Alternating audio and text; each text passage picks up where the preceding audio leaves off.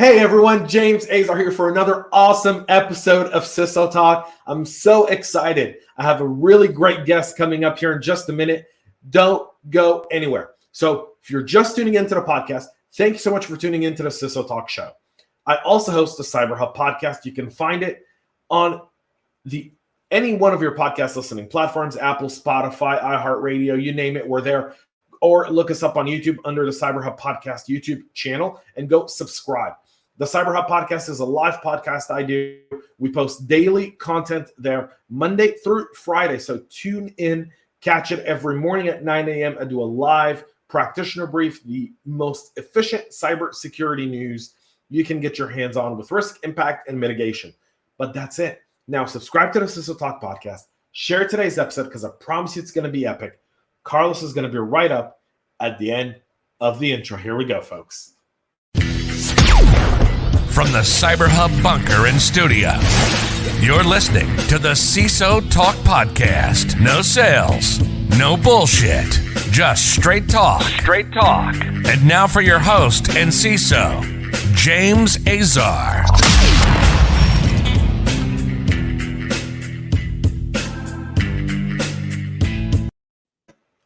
All right, everyone. Welcome to today's episode. Carlos Rodriguez. He's the CISO over at Citizens Property Insurance Corp.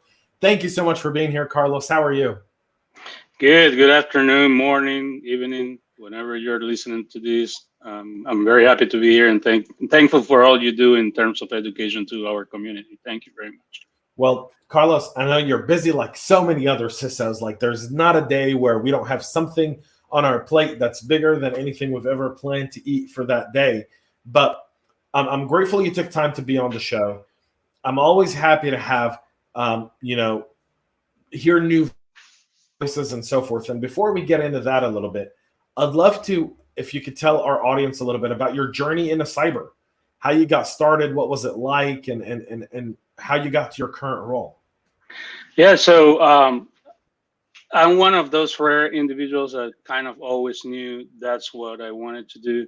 And it's because I met a couple of people as I was doing my internship. I was assigned to wiring this warehouse back in Venezuela, where I'm from.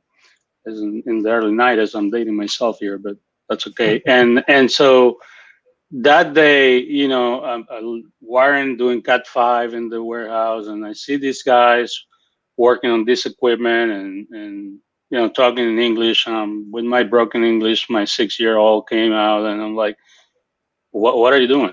And they started explaining that, well, we're connecting this location here, this equipment to Miami, I think it was, somewhere in the US. And I'm like, what?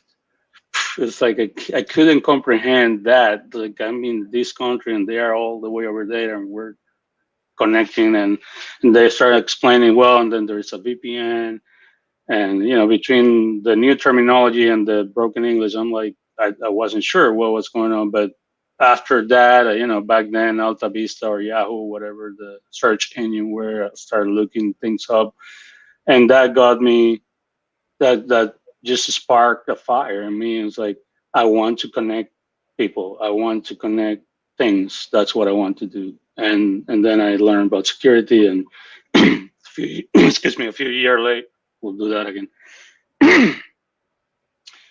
And then a few years later, in my first IT job here in the US, but one of my first assignments was to set up firewalls, set up VPNs. And so there we went. That's how I got it started. So you come from an IT background, and that's I don't want to say that's a typical journey, because there's no typical journey to security. How did you end up in a CISO? How many years of hard work did it take for you to earn that title? To actually, it is actually a long journey. I wish my early self knew to concentrate and learn more about communications and what really the business is.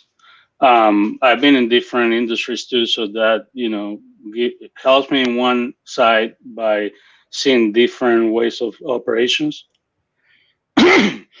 Excuse me.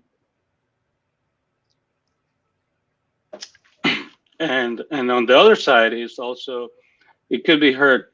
It could hurt you because, you know, the more you stay within an industry, the more you learn about the operations of that business. So that's very helpful. But I think all in all, I did about 12, 15 years of technology leadership, in more like a CTO, which includes the security, but also operations, infrastructure, networking, all of that.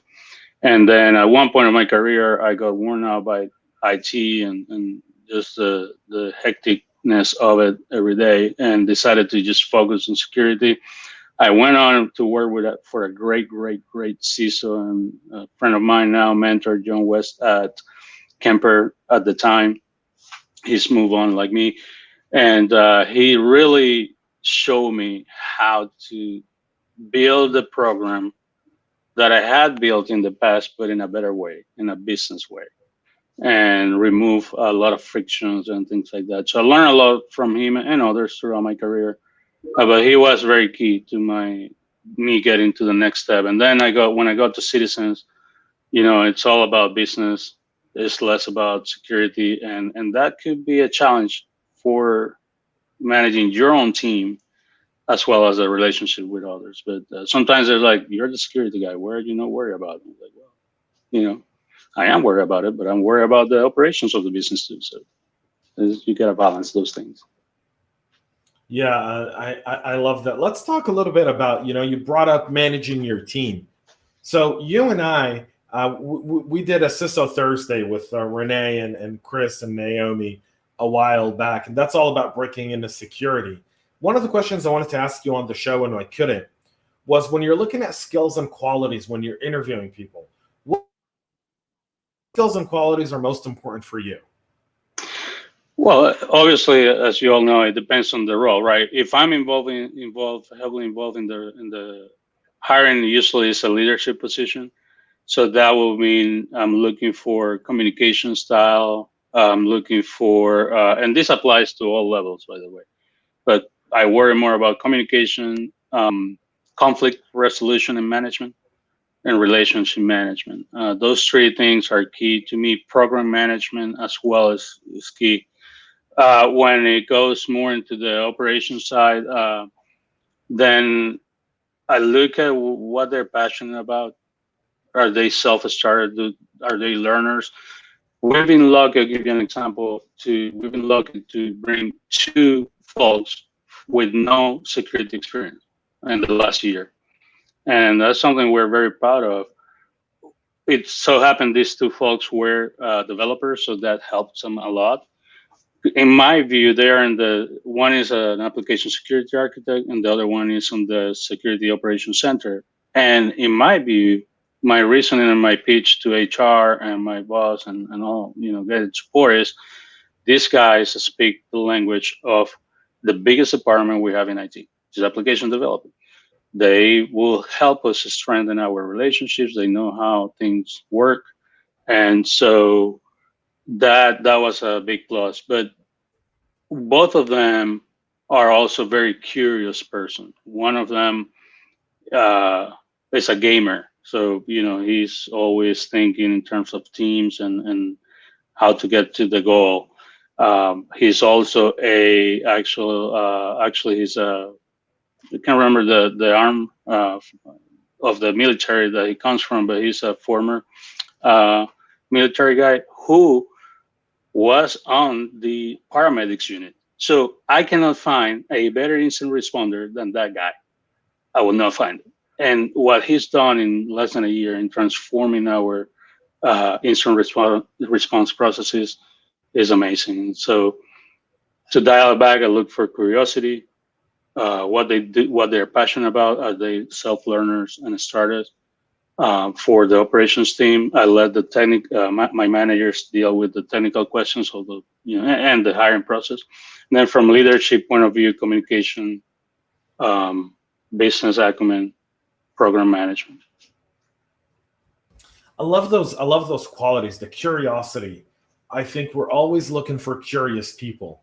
It's very interesting for me. How do you know, when you look at curiosity, right? I find different people define curiosity very differently, right? Some look at it from an engineering perspective.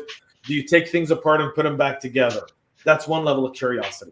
You've got others who will say curiosity to me is to not know something and go research it and try to master it. What's your definition of curiosity? It's wanting to having a passion for learning, really learning something new, whatever that might be, and how you go about it. What is your? I also dig into what is your process to get to that? To me, for example, my own example, I recently started learning guitar. I had tried last year, but with the pandemic, I kind of stopped. But I felt like, hey, I need to learn something new, and music is kind of something that I like. And I was like, well, let's explore different things. And I got into the guitar and trying, but still not very good. But we'll get there. Yeah, guitar is a whole different set of skills. Let's talk a little bit about the skills we need as leaders. What do you think are the intangible skills for successful CISOs? Well, influence, leadership, right? Leadership to me is influence. So being able to understand the business so you can influence the right decisions, right? That's one. Communication, of course. Again, I mentioned that.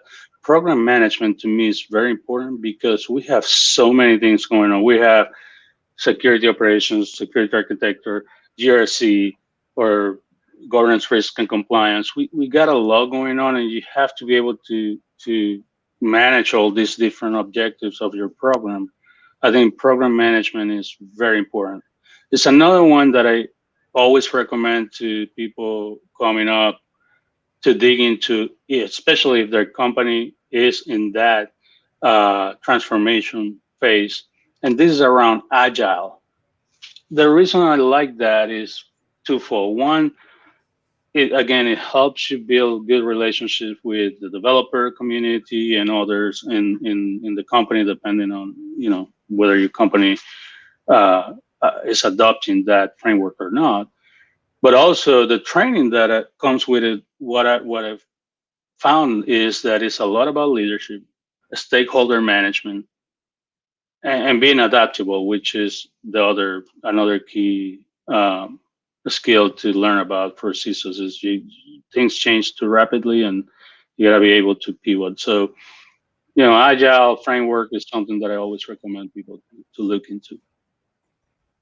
Yeah, we lost. You guys may have lost connection there for just a moment. I do apologize about that. We are experiencing, I think, one of those things that's considered the average interruptions of internet. When good conversations are being had, someone's trying to plug them. Could be the Russians or the Chinese. I don't know.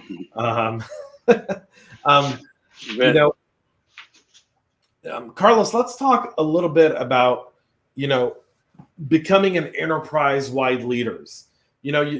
Skills outside of security. You brought up something very interesting earlier. You said, where I'm at today, it's not so much about security, it's about the business, and you've got to be able to balance the two. How do you do that? Well, I think having conversations, being present is very important. And that means you may be just in a meeting, just listening, asking for those opportunities. I ask our executive leadership team and senior leadership team, can I come to your meetings and listen in? I'll be a fly on the wall. And that way I learn a lot of what the priorities are. We do pretty well as a company on keeping everyone abreast of what the priorities of the business are. Now, the other thing is aligning with the culture of the company, finding what the forums for communications are, how we communicate. And once you understand how we communicate and you understand the objectives of the business, then you can have better conversations. Outside of security itself, we have a lot of different initiatives that are people-centric and whatnot, and we're a very inclusive corporation, and we ask for volunteering to volunteer, and I actually, when I have the bandwidth and time, I get engaged. For example, currently engaged on our diversity and inclusion initiatives. I'm one of the team leaders there. I've worked on strategic workforce planning in the past year at Citizens too. So that goes a long way to build your brand within the company. Because remember, networking, we talk a lot about that, is also internal.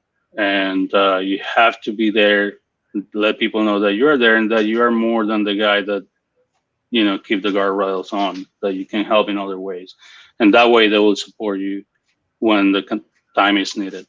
That's what I found. I love that. Building your brand internally within the organization. That is such a brilliant takeaway from that. Thank you so much for sharing that. Let's talk a little bit about cyber, right? Because we've talked about leadership, but let's get into the weeds. All right. So security, very, very large. Security isn't siloed in IT. It's so much more than that. Where do you spend the most time today? What aspect of security? Today, I would say cloud security. I spend a lot of time there, and also identity and access management. Those two, and then a lot in communicating risk, obviously, to the leadership team, executive, and above. We recently did an update to the board and the executive team, for example. But from a practical, geeky point of view, cloud security is. I initially thought, well, it's still security, it's the same thing, but there are quite a few nuances that are very important to keep in mind. So I dig into those a lot. As you said, there's so much I cannot learn everything that I want to. So I complement those gaps with my team. I hire people in application where I'm weaker, and so they complement me, and we make a great team. And then identity and access management, I think that one is key to any security program right now. Yeah. So you talked about cloud security, and I think cloud security is very, very interesting, right? Because really, I feel like, I on just the last Friday, so September 10th, just for a date perspective, so people can go back and refer to it on YouTube. Ashish Rajan and I did a CISO Talk AMA cloud security, and I found it to be very, very interesting. The amount of misinformation and challenges that exist around cloud security for practitioners. What are some of the challenges you see within cloud security today for people in your position and your team? I think in terms of cloud, for example, is the notion of lift and shift. I think that's a mistake that many companies make, because what really comes down to the cloud environment is another data center, but it's an opportunity to do the things right. So we've done a lot of work on making sure that those things that we didn't do too well on-prem, we're doing them well. On the cloud infrastructure, we're also looking, you got to understand what it is that you're looking for, because you have different flavors of cloud. And people think, well, you have a SOC 1, 2, and you're done, or something like that. We're good. And I'm like, no, that's not right. So that, the differences, again, we're doing a lot of infrastructure as service, PaaS and SaaS. Well, there's different controls you have to have in place for all of those. There's different control owners that are involved there. There's a lot of education there, and I think with the other key is that it's education piece. When our CEO asked me in the risk steering committee, okay, what is your biggest concern?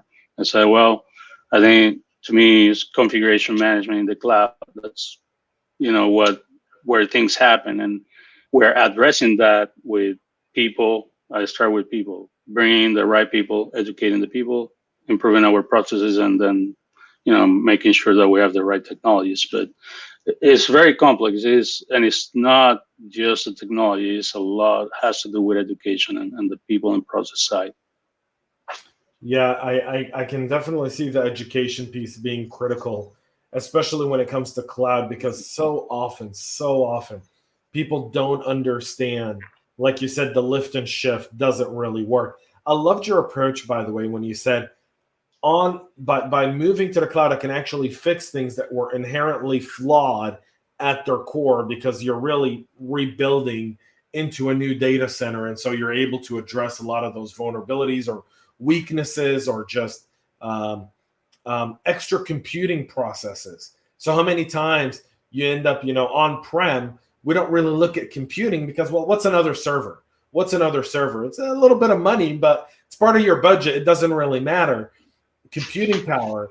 But in the data center, you're like, everything becomes a computing formula. How do I keep those costs very, very low? So you start to get very, very resourceful, right? It's almost like if you've ever driven around the country here, and if you've never been on a real highway, if you've driven down a rural highway, the only thing you see is Dollar Trees and dollar stores, right? And you've got to be really resourceful when you walk into one of those, to eat healthy. You do. So it's almost the same. I kind of want to take you to... No, well, I was going to add that the lift and shift, for example, I mean, there's a place for it. You cannot just say no, we can't do that. There are reasons why at certain points in time you're going to have to do it for business reasons, again.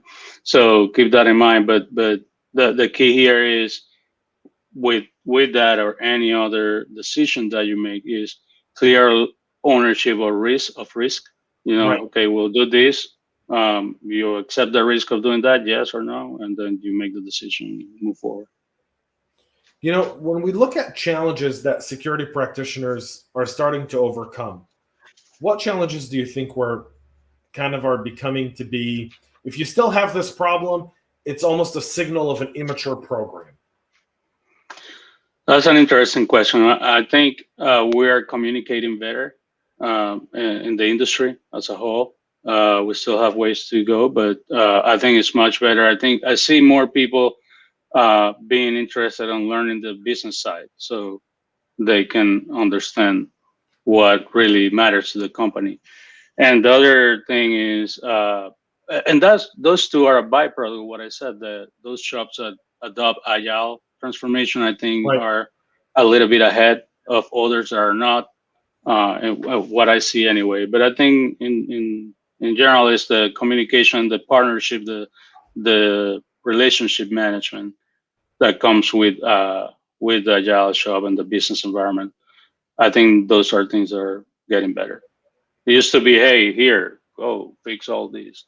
Now we're more partnering more. Let's fix it together. Let's give you advice and whatnot. What aspect do you still think we have a long way before we fix it? I think the cloud side is one area where, again, we talk about, well, we have the controls, this lift and shift is going to be okay because the cloud is super secure. Well, yeah, to a certain point, especially the areas that are on the cloud provider, those are usually pretty good. But you still cannot neglect or forget about doing your assurance practices, your compliance, and do the right design as well. It's not the same. It's not the same hosting internally than in a infrastructure as a service, for example. It is definitely not the same providing security to platform as a service. So I've seen a lot of chats about, for example, Salesforce and how to secure that. Well, most people think, well, they got it, we don't have to worry about. So that's a lot of conversation that need to happen with the teams to make sure that the right controls, the right compliance steps are in place. Yeah, that's always to me very interesting. It's funny to see that the aspect that you spend the most time on was the one that you've connected to what we still need to work on. And that just shows me that, as practitioners, we're constantly trying to chase the right solution. And unfortunately, because of the complexities and intricacies that exist within our own architectures and networks and infrastructures, there's no real perfect solution for anything when it comes to security. Everything is custom made. So think of like walking to a burger place. I think security is like this. I think security is not a McDonald's or a Chick-fil-A or a Burger King or a BurgerFi or any of those. None of them sponsor the show, but if they want to sponsor the show, we'll gladly bring them on. That's not the case. I think security from a solution perspective is almost like a BYOD, right? Build your own burger, right? It's kind of like you walk in and you go, what kind of bun do I want? How many patties and what size patties do I want? What sauces and toppings? And you almost mishmash it. And there's no right or wrong burger. There's no really good one and really, really bad one. It's the right one for the person who's making it because of the complexities and the taste buds of that person. And so many times people try to create these unrealistic standards for us that just like, you'll be talking to executive leadership and they'll say something, well, why aren't we doing, NIST? And you're like, well, NIST is very complex. We don't have the maturity. It's not our budget. And you're like, like, stop reading Wall Street Journal. Like, just don't do it anymore. It's very, very complex. Let me ask you this one, though. As we look at security, you talked about being part of the business and so forth. But how do you build a good security culture within the business itself? What are some of your tips and tricks, some of your best practices of how you get people to buy in to a security first culture within an organization? Yeah, well, first you made me hungry, so make sure you invite me back when you get one of those sponsors. So, yeah, I'm really hungry now. So I don't try to. Our team, we don't try to change the culture. That's not going to happen. We need to integrate into the culture. So for us, for example, it started with our own team. When I first joined, it's like, hey, the rest of the company does Agile. What do you guys think about that? And that wasn't very warm and fuzzy with the Agile team and methodologies. But I said, okay, well, we have a culture of experimental. Let's try different things. Let's see what works. And so we got the team to get, testing the waters, experimenting, and adopting different things. And what that did was also that the company started seeing, okay, these guys are now on board. They weren't before. So that then opened up a whole bunch of different platforms for us to distribute information, for talking to people. And that's what we've done. We are out there, one of us, different platforms within the company. Then we also started, although that kind of fell off during the pandemic because of the shifting of pivoting priorities, but we started and we're about to restart, relaunch, rebrand our Security Champions program. And there's a lot of interest there. And what that we're looking at doing with that is having smaller units across the company, that are more aware of what we're looking for. The other thing really is listening for feedback, being able to, if we release a tool, whatever that might be, being able to ingest feedback so we can make it better. An example is we put in our SDLC process a tool to measure, come up with a small risk analysis to give us an inherent risk, and then look at the controls and do the control design. And when I started, it was very disparate. It was like each engineer would do their own thing. It wasn't consistent, is the word I was looking for. And so that's the feedback I got. I'm like, well, let's do something together. So I started building a tool. Then I gave it to the team, see what you can do with this. They made it much better. And then they worked with our architects, enterprise architects, with our different unit, got feedback in there. And now the enterprise architects run with the tool. So we don't really, we ingest it, we then made recommendations and go back and keep going. So that's always been a good feedback we've received, is that we're listening to them, to the business, to the company. One of the executives in one meeting said, just gave kudos to the entire security team for being more collaborative. So, and being there and helping them understand. We also have some tools like, video trainings, phishing exercises that we work on. Or if there is an incident, the first thing we do is help people feel comfortable. If it was a mistake, hey, we understand, let's get through it. It's fine, but let us know next time quicker, right? Every opportunity we have to, hey, let us know. We do that. And we have different ways of doing that. So, but yeah, it's being out there, being collaborative, letting them know that we are here to help them, not to hurt them, is what's been successful for us. Yeah, I love that. The relationship building aspect is so underestimated. Yeah. In the role of a chief information security officer. We're at the favorite part of the show, the CISO Insight Round.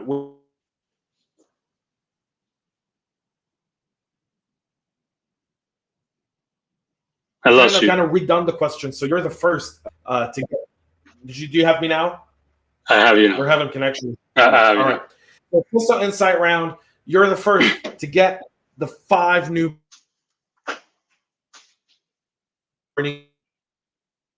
So we'll start off with the first one. My buzzword graveyard. What buzzword would you like to bury? Zero trust. Zero trust has been buried so many times. Why, Carlos? Why? It's zero trust to me is just another way of saying manage identity and access management and network segmentation. Really, that's what it comes down to, in my opinion. And not only that, but I had this conversation with one executive and the senior IT leadership here last week, I think. My team's pushing me to, well, okay, let's adopt the zero trust. I'm like, yes, let's do it, but don't call it zero trust. But why? I'm like, guys, this company, the culture, if I go tell someone zero trust, they're going to frown at me and it's not going to go well. It's just like a little bit of a negative connotation to me, depending on the environment you are in. So we still do it. We just call it something else. What's one technology that'll change the way we practice cybersecurity? Yeah, I've been thinking a lot about that too. I think, you've talked a lot in different in your different podcasts about automation. So anything that can lead us there, I think will be very helpful. Swarming is another area that I think about and look at. So anything machine learning, AI, all of that cognitive technology, I think can be helpful to security programs in general. Yeah, especially with some of the stuff that we have to deal with. I agree with you. What's a current book you're reading? I got 2. One is not techy, but a security book is I had it here. Move it. Fire Doesn't Innovate by Keith Boyle. Really very good book that I recommend. I actually already recommended to our executives and senior leadership team. It's a security book written in business terms. I just finished it, and then I saw a Spaniard novel from an author called Carlos Ruiz Zafran that is really awesome. It's 4 books. I'm on the 3rd one, and I can't get away from it. The one I'm reading is called The Game of the Angel, and it's in Spanish, but that's a translation. Awesome. Love that. What are you streaming right now? Watching The Bad Batch, all the Marvel things that come out, and I'm about to start. I'm behind on this one, Money Heist. If you haven't watched any of the seasons, it has a little bit of cyber. Casa de Papel. Yeah, exactly. Like Casa de Papel. It is pretty cool, and it has a little bit of cyber. That's why, part of the reason I like it, and it's a good show. Yeah. I'd break down the Bella Ciao, but that's way too communist for me. I learned that. That was one of the things that I learned on my guitar. On that song. I know it's kind of a controversial song, but it's easy to play. It is very easy to play. And your favorite music that's not Bella Ciao. Right. Yeah. I'm actually big on salsa, but old salsa, 80s, 90s salsa. But I really like any type of music. But salsa is the one that that I live with, 80s and 90s also. I love it. Carlos, thank you so much for taking time out of your day to be with us here on CISO Talk. I really do appreciate it. And I value your insight, and I'm so glad that we got to hear a little bit from you. I took away a lot of really good things from today's episode. One thing that you highlighted throughout the entire show today was the need for security practitioners to be relationship builders within the organization. And I think that's critical for a lot of people to let that kind of sink in, is be a partner and not just a guy or a department that's being a hindrance. And you delivered that message clearly, effectively today, and I appreciate you doing that. Folks, Carlos Rodriguez, how can people get a hold of you, Carlos? What's the easiest way? Hit me in LinkedIn. I think my handle is C Rodriguez A, but you can find me there. And that's the main platform I use for social media. Brilliant. Folks, Carlos Rodriguez, CISO over at Citizens Property Insurance Corporation. Thank you all for tuning into this week's CISO Talk. We'll be going live with a lot more episodes. Come November, we have Veteran November coming up, an entire month. You'll be getting daily content, 15-minute episodes, hearing the stories of veterans, men and women who've served our nation in a project I started last year called Veteran November that we'll be continuing to do this year as well. And on Veterans Day, I'll be doing a 12-hour live stream, a fundraiser for Project Refit. We'll be raising money to help veterans get the support they need once they're home, dealing with their PTSD and so many other challenges that they come up with. That's going to be on Veterans Day, Thursday, November 11th. It'll be a live stream that'll start at 9 a.m. with the practitioner brief, and it'll go until we hit our fundraising goal. So that'll be up to all of you loyal listeners and viewers to tune in and donate what you can to help support Project Refit. Until next time, folks, Carlos Rodriguez, thank you again, sir. I really appreciate it. Thank you, all of you, for taking time out of your day to listen to the show. The show would not be possible without you. Until next time, have a great rest of your day, evening, morning, wherever you are listening or watching the show. Thank you, and stay cyber safe. Thank you all. Make sure to subscribe to our podcast and share it with your friends and colleagues.